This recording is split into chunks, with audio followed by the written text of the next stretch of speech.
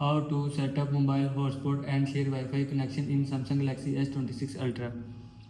First of all, open settings, click on connection, click on data usage, click on data saver. Now turn off data saver. Now turn off this button. After turning off this button, data saver will be turned off from your phone. Now go back. Again go back. Click on mobile hotspot and tetherings. Click on mobile hotspot. Now turn on this button. After turning on this button, mobile hotspot will be turned on from your phone. Now click on network name. Enter network name that you want.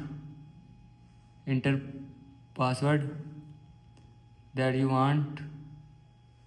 Now click on advanced. Here you will see all setting. Now customize setting. After customize the setting, click on save. After click on save, set up mobile hotspot and share Wi-Fi connection from your phone. This is how you can set up mobile hotspot and share Wi-Fi connection in Samsung Galaxy S26 Ultra. I hope you like this video and thanks for watching this video.